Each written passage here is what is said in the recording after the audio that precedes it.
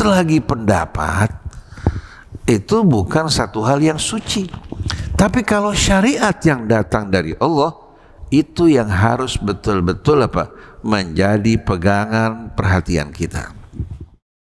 Inna hadhihi ummatukum ummatan wahidatan wa ana rabbukum fa'budun. وَمَا أَرْسَلْنَاكَ إِلَّا رَحْمَةً لِلْعَالَمِينَ.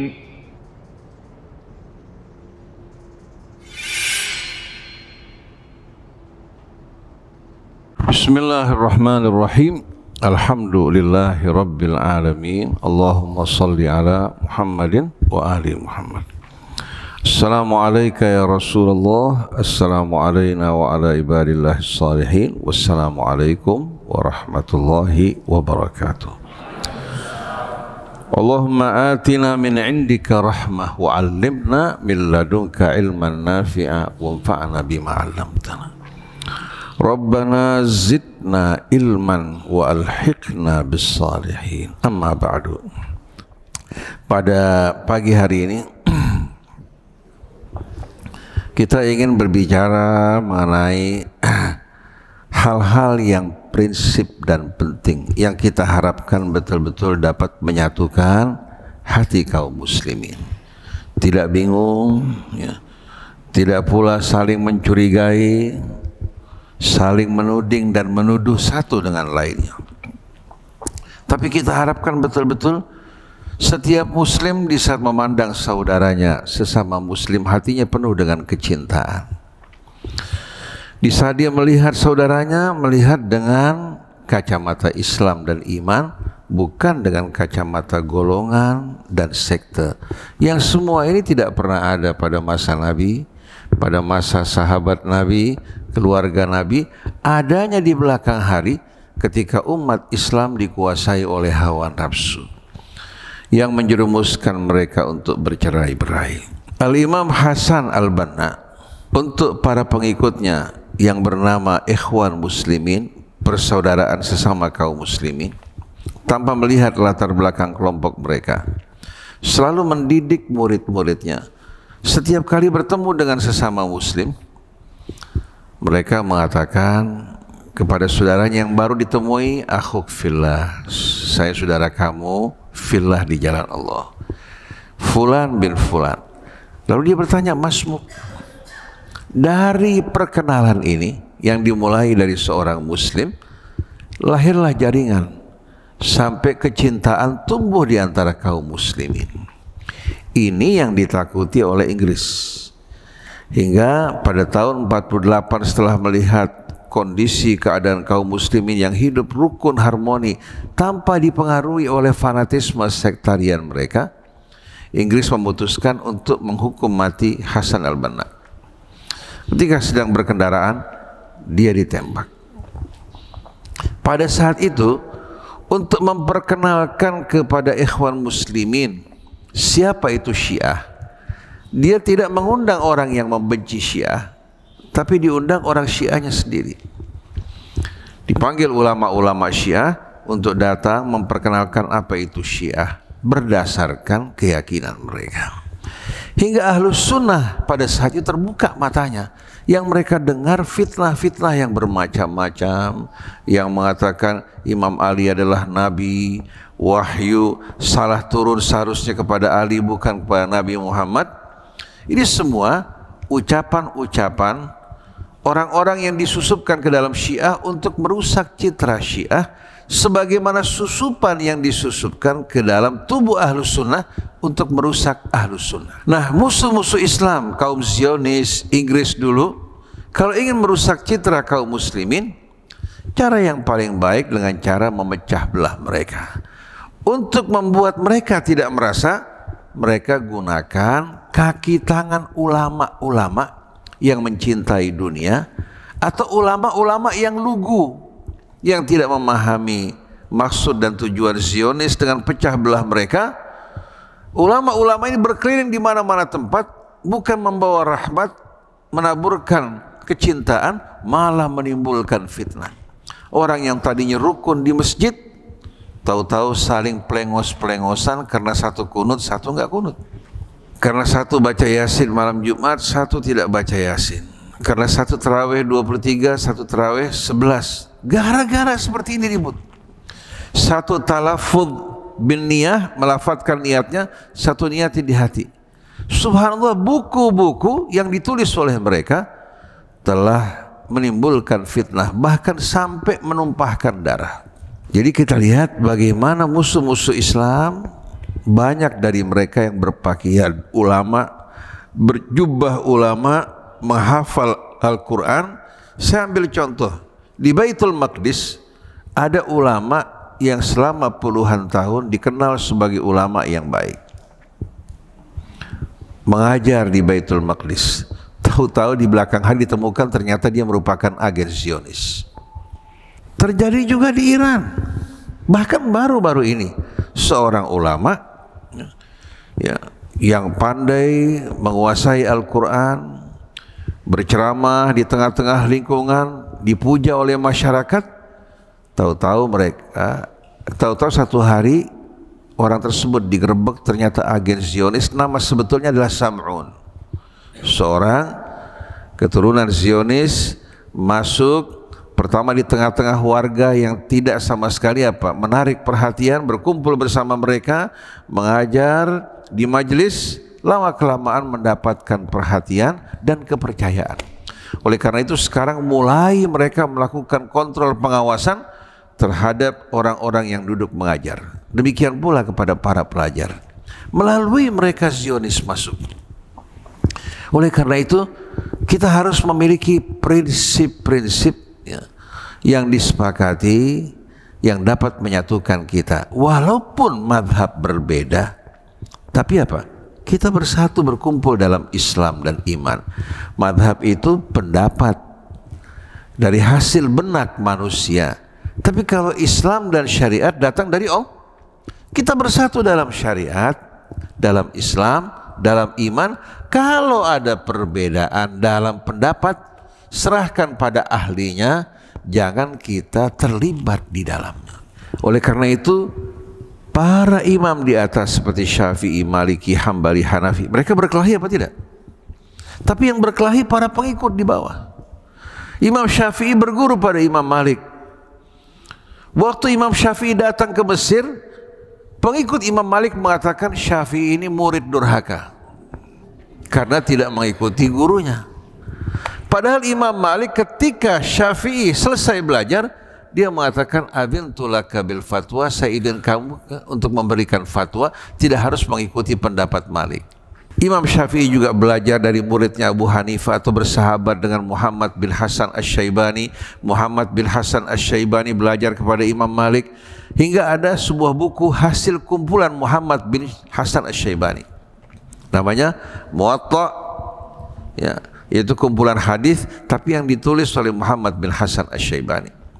Uniknya, sang murid ini yang berguru pada Abu Hanifah, berguru juga pada Malik, bersahabat dengan Imam Syafi'i. Dia mengatakan qala Nu'man. Nu'man maksudnya gurunya Abu Hanifah. Wa qala Malik. Kemudian terakhir dia mengatakan wa aqul, dan pendapat saya. Tidak ada masalah selagi pendapat itu bukan satu hal yang suci. Tapi kalau syariat yang datang dari Allah, itu yang harus betul-betul menjadi pegangan perhatian kita. Kalau ada seorang ustadz mengatakan untuk lebih khusyuk dan dekat kepada Allah, kita mau lakukan sholat subuh 10 rakaat. Katakan, ini boleh nggak didiamkan? Nggak boleh, walaupun 10 rakaat, walaupun 1000 rakaat. Atau sebagian ulama mengatakan, demi kita lebih cepat mendekatkan diri kepada Allah, kita akan sholat subuh pukul 3 pagi sebelum fajar shadiq. Ini bid'ah. Tapi kalau sholat kunut, tidak kunut, meletakkan tangan begini atau begini, jangan saling menyerang. Akhirnya kita bukan mendapatkan ridha Allah, kita mendapatkan murka Allah. Karena Allah mengatakan wa la takunu kalladzina tafarraqu wakhtalafu min ba'di ma ja'ahumul bayyinat. Jangan kalian termasuk dari orang yang berpecah belah, berselisih setelah datang keterangan petunjuk yang jelas dari sisi Allah. Wa ulaika lahum adzabun azim, orang-orang seperti mereka akan menerima azab yang maha besar. Karena bersatu dalam agama Allah tidak terpisah dari kalimat tauhid. Kita bertauhid kepada Allah dan kita menyatukan kalimat kita di jalan Allah kalau kita benar-benar beriman. Nah, Al-Imam Al-Hasan Al-Banna untuk para pengikutnya, dia menetapkan 5 prinsip sebagai prinsip persatuan dalam iman dan Islam, yaitu Allahu ghayatuna war rasulu qudwatuna wal Quran dusturuna wal jihadu fi sabilillah sabiluna wal mautu fi sabilillah asma amalina. Kelima prinsip tersebut, Allah adalah tujuan kami, Rasul adalah tauladan kami, Quran adalah dustur kami yang merupakan buku undang-undang dan pegangan kami. Wal jihadu fi sabilillah sabiluna, dan jihad di jalan Allah adalah jalan kami. Wal mautu fi sabilillah asma amanina, dan mati di jalan Allah merupakan puncak dari idaman kami. Coba di sini hadir sekali melihat situasi sekarang, saya berikan tambahan sedikit. Allah pertama Rabbuna wa ghayatuna. Allah adalah Rabb kita yang menciptakan, yang merawat, yang mengasuh, yang melindungi kita, yang membimbing kita, yang melimpahkan rizkinya atas kita. Ini bahagian dari rububiyah Allah subhanahu wa ta'ala. Yang melakukan semua ini adalah Allah. Maka atas dasar ini Allah juga menjadi ghayatuna, tujuan kita. Tujuan dari hidup kita adalah Allah. Kemudian yang kedua, wal islamu dinuna, dan Islam adalah agama kami. Jadi bukan Syiah, bukan Sunnah, bukan NU, bukan Muhammadiyah, bukan Salafi. Agama kita adalah Islam yang dasarnya berserah diri kepada Allah. Rukun Islam juga jelas. Maka siapa yang menjalani rukun Islam, dia saudara kita, mau Syiah, mau Sunnah, mau Persis, mau Muhammadiyah. Kita tidak melihat semua ini. Urusan dia, hati dia kepada Allah. Jangan seperti saudara kita dari Madura yang lugu. Agama kamu apa? Agama saya NU. Bukan Islam. Dia bilang kalau NU pasti Islam. Kalau Islam belum tentu NU.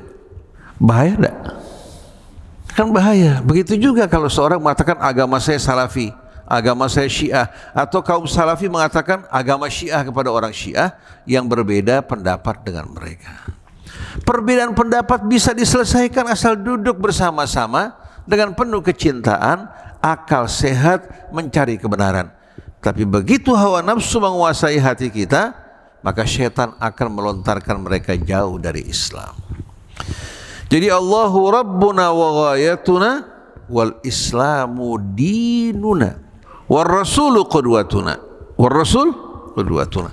Dalam memahami Islam, sebaik-baiknya tauladan Nabi kita Muhammad sallallahu alaihi wasallam.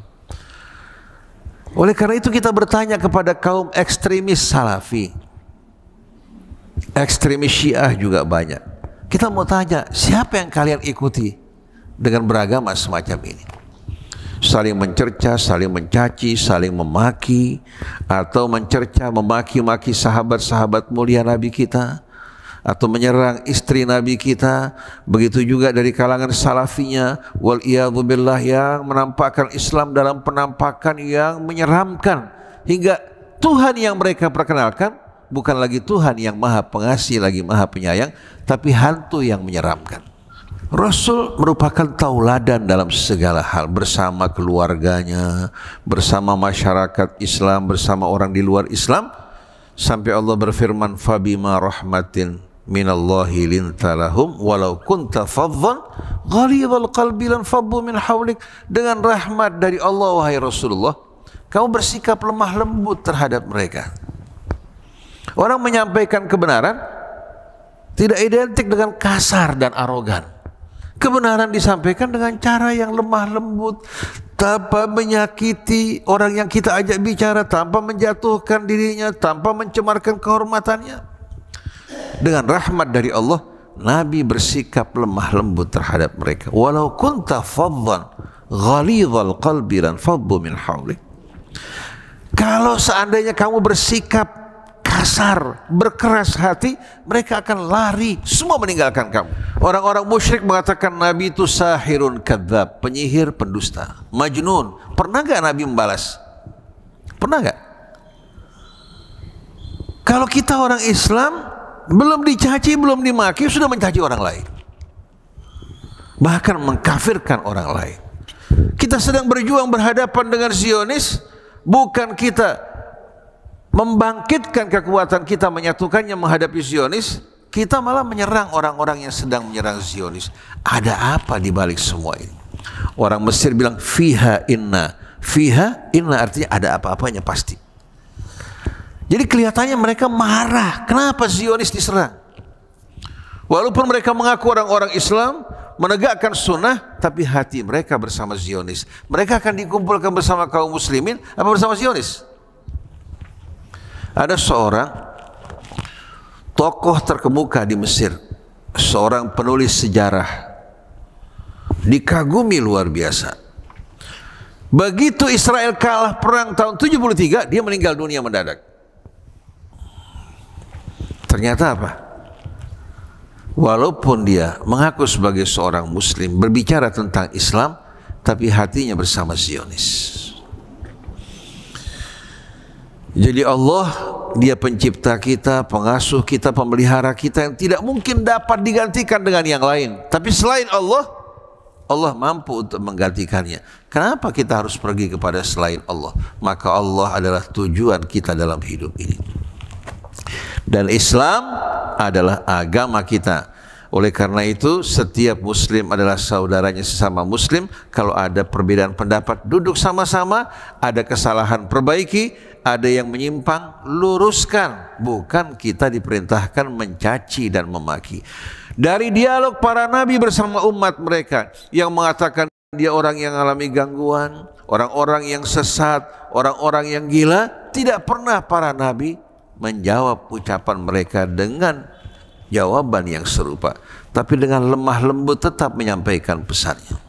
Jadi jangan pernah kita beranggapan ya, nama-nama yang baru ini, sekte-sekte dan madhab sebagai pegangan kita. Tidak. Ini hanya merupakan jalan. Apa-apa yang diajarkan oleh guru-guru kita seperti Imam Syafi'i, Maliki, Hambali, Hanafi, kalau seandainya sesuai dengan petunjuk Allah dalam kitabnya, sunnah Rasulnya, kita ikuti. Kalau sudah tidak sesuai lagi dengan kondisi saat ini, kita tinggalkan. Bukan kita meninggalkan Islam, tapi meninggalkan pendapat manusia. Dan Imam Syafi'i sendiri berpendapat, bahkan mengatakan, idza sahhal hadits, kalau kalian menjumpai hadis yang lebih sahih dari pendapat saya, fahuwa madhabi, itulah madhab saya. Wadribu bi ra'yi urdal haid, buang pendapat saya sebelumnya ke dinding. Karena beliau mencari kebenaran, mengajak kita berkumpul dalam kebenaran, dan beliau tidak pernah mengklaim pendapatnya adalah yang mutlak benar, tidak pernah. Cuma di bawah hansip-hansip ini lebih keras daripada jenderal. Zaman kita di Sukaumi dulu di pesantren, itu hansip-hansip pada saat kampanye lebih galak daripada jenderal. Datang ke rumah-rumah orang tengah malam ya, menakut-nakuti orang. Tapi kalau jenderal kan tahu hukum, betul enggak? Kolonel tahu, mayor tahu hukum. Oleh karena itu yang turun nakut-nakutin bukan mereka, tapi yang di bawah. Begitu juga sekarang, bukan para imam ya yang bertengkar dan berselisih, tapi hansip-hansip di bawah ini yang berbahaya luar biasa. Diajarkan oleh guru-gurunya, disuruh menghafal doktrin yang diberikan, lalu dengan doktrin ini sesat. kafir yang segolongan dengan dia, berpakaian serupa dengan dia, walaupun hatinya memusuhi Islam, tidak penting buat mereka. Nah, setelah yang kedua tadi, wal Islamu dinuna war rasul qudwatuna. Dalam segala hal kita meneladani Rasul. Apa yang tidak sesuai dengan ketahuan beliau, maka itu bukan dari Islam. Nah, akhlak Rasul ini yang seharusnya menjadi panduan buat kita. Wal Quran dusturuna, dan Quran adalah dustur, buku undang-undang kami sebagai pegangan kami. Tadi dalam hal yang berkaitan dengan Rasul tidak dikatakan hadis ya, tapi Rasul. Karena belum tentu hadis semuanya benar, tapi kalau Rasul pasti benar enggak? Demikian pula Quran yang menjadi panduan buat Rasul dan buat kita semua. Wal Quran dusturuna. Nah, kalau kita kembali kepada bimbingan Rasul yang mengajarkan kita untuk selalu berkata, raditu billahi rabban wa bil islami dinan wa bi Muhammadin nabiyya wa rasula. Aku ridha Allah sebagai Rabbku. Pengakuan yang dibuktikan dengan apa? Dengan amal. Bukan hanya sekedar pengakuan, tapi ikuti dengan ketauladanan. Ini penting sekali. Sedangkan hadirin sekalian, menjadikan Allah sebagai tujuan hidup kita dengan tegas. Ibrahim mengatakan, inni wajjahtu wajhiya lilladzi fataras samawati wal arda hanifa wa ma ana minal musyrikin. Qul inna salati wa nusuki wa mahyaya wa mamati lillahi rabbil alamin la syarika lahu wa bidzalika umirtu wa ana awwalul muslimin. Ini ayat-ayat Quran yang mengingatkan kita untuk mengikuti jejak Ibrahim yang berserah diri kepada Allah dan menjadikan Allah sebagai tujuan hidup kita. Kalau kita semua ini yang berbeda-beda menjadikan Allah sebagai tujuan hidup kita, Nabi sebagai tauladan kita, Quran sebagai pedoman hidup kita, Islam sebagai agama kita, kita akan bercerai-berai enggak? Tidak mungkin sama sekali. Walaupun dari jalan yang berbeda-beda, kita menuju tujuan yang sama. Kemudian wal jihadu fi sabilillah sabiruna, dan jihad di jalan Allah itulah merupakan jalan kami. Jihad dalam prinsip ini maupun dalam Al-Quran bukan hanya sebatas berjihad di medan perang. Di medan perang kalau diperlukan, tapi sebagian besar hidup kita merupakan ladang jihad. Allah berfirman, walladzina jahadu fina lanahdiyannahum subulana. Barang siapa yang berjuang di jalan kami, kami akan tunjukkan buat mereka jalan-jalan kami, maksudnya solusi, kemudahan, kelapangan dari segala kesulitan yang mereka hadapi. Ayat ini turun dalam surah Makkiyah, suratul Ankabut. Belum ada perintah untuk berjihad perang. Artinya, kita semua kaum muslimin harus betul-betul meresapi dan menyadari bahwa hidup kita merupakan ladang jihad. Dalam rumah tangga kita juga merupakan ladang jihad. Bermasyarakat juga merupakan ladang jihad. Dengan setiap potensi yang Allah berikan kepada kita, ulama dengan ilmunya, yang kaya dengan hartanya, yang kuat dengan kekuatannya, yang memegang jabatan dengan jabatannya, kemudian anggota TNI-nya, kepolisiannya, mereka semua berjuang di jalan Allah Subhanahu wa taala sesuai dengan potensi masing-masing.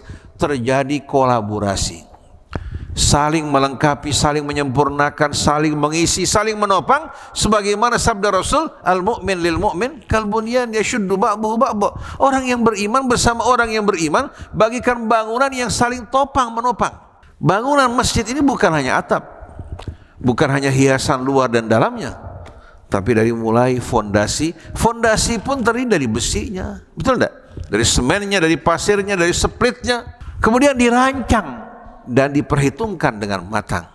Kedalaman fondasinya, lebar fondasinya, semua merupakan apa? Hal yang terpadu saling berkaitan. Kemudian pilar-pilarnya, dinding-dindingnya. Jadi tidak mungkin kita mengatakan bahwa bangunan Masjid Al-Mahdi ini hanya kubahnya yang kelihatan atau menaranya, tapi semuanya terpadu, terintegrasi. Itu juga harusnya kaum muslimin.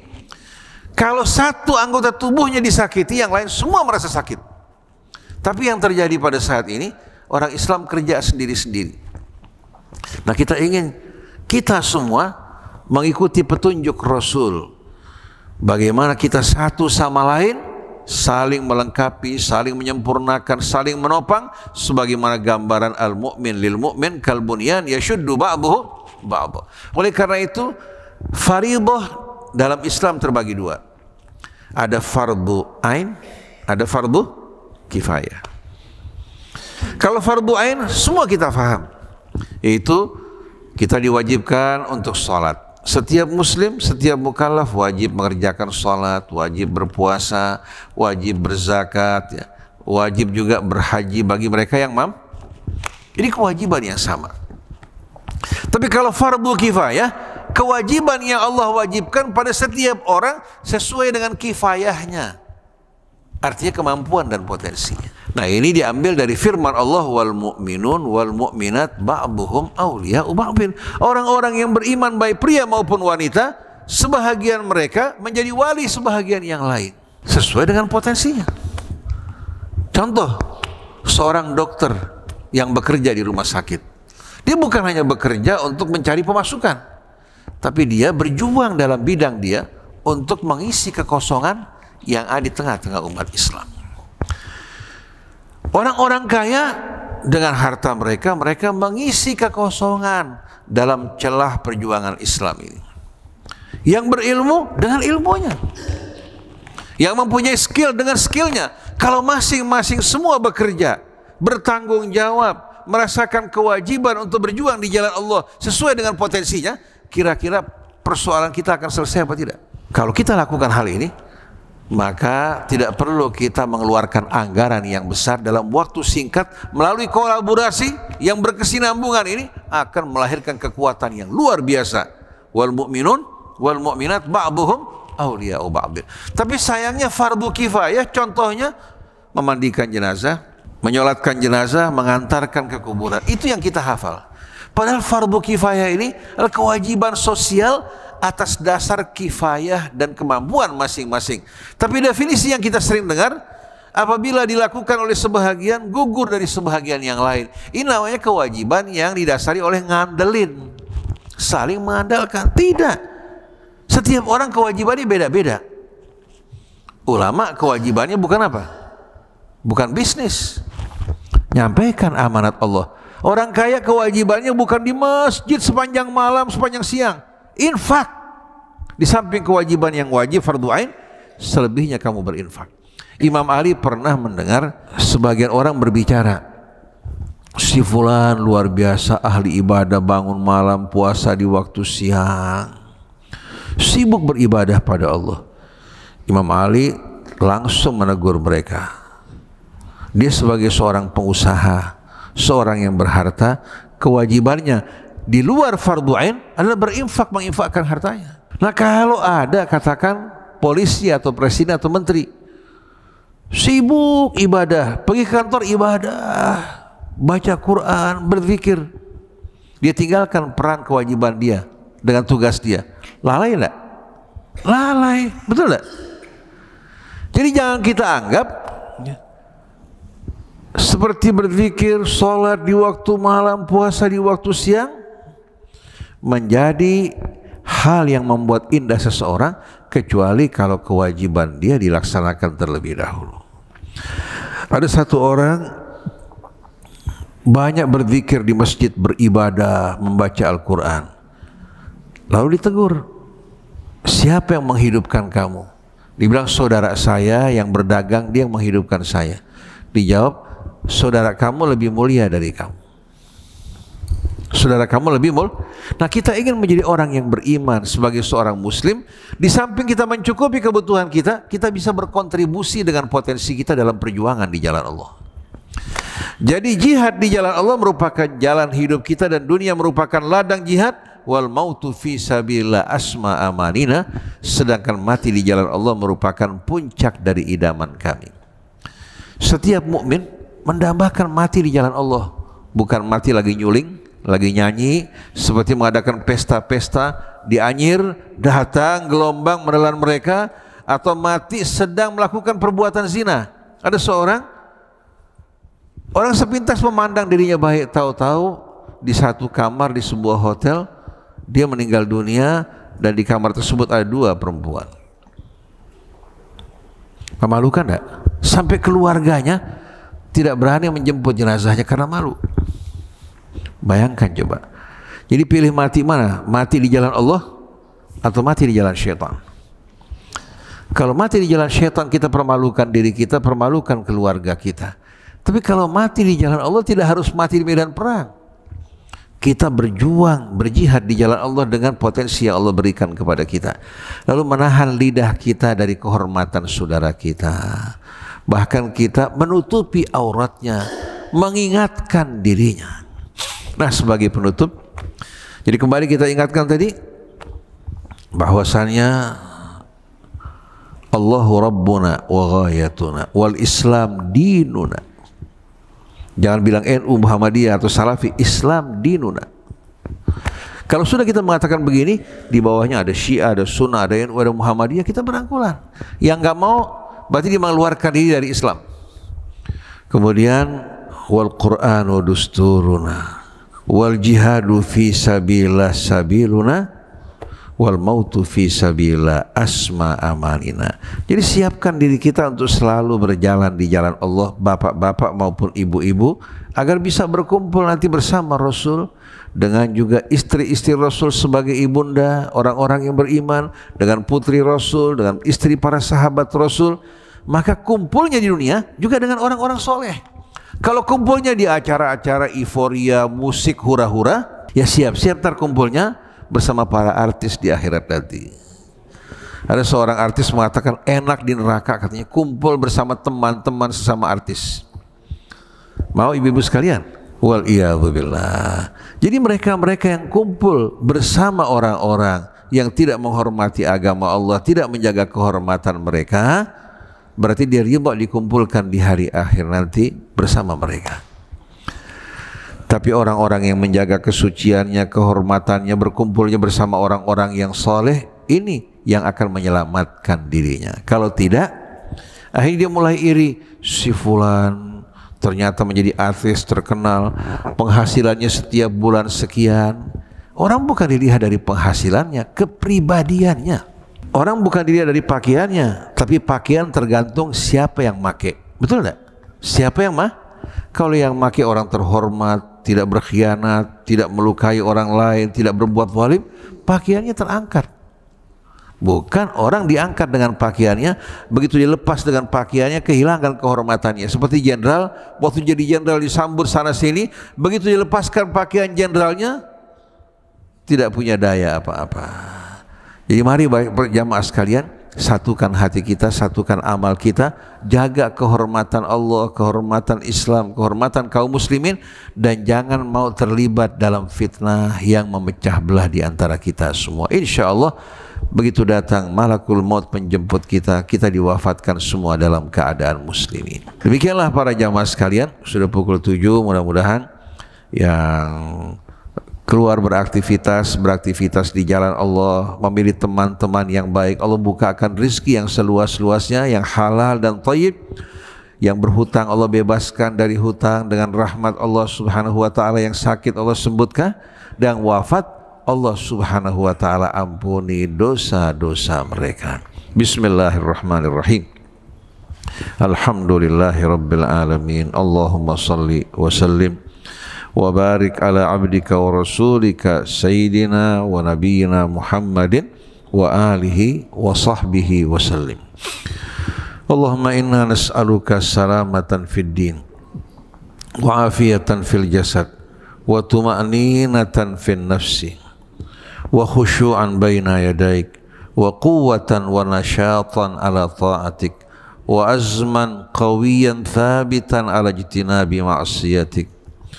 ونسألك يا ربنا زيادة في العلم وبركة في الرزق وتوبة قبل الموت ورحمة عند الموت ومغفرة بعد الموت والعفو عند الحساب والفوز بالجنة والنجاة من النار.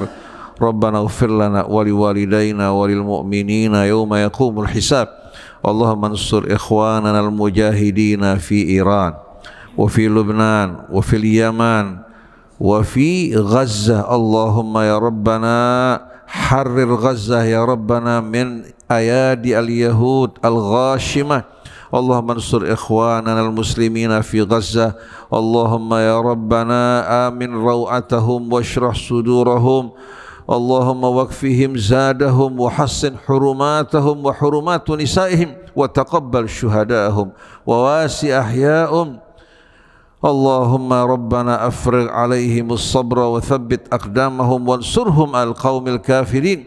Wa sallallahu ala abdika wa rasulika Muhammadin wa alihi wa sahbihi wa sallim walhamdulillahi rabbil alamin. Demikianlah para jamaah sekalian, subhanakallahumma wa bihamdik asyhadu an la ilaha illa anta astaghfiruka wa atubu ilaik wa afu minkum. Wassalamualaikum.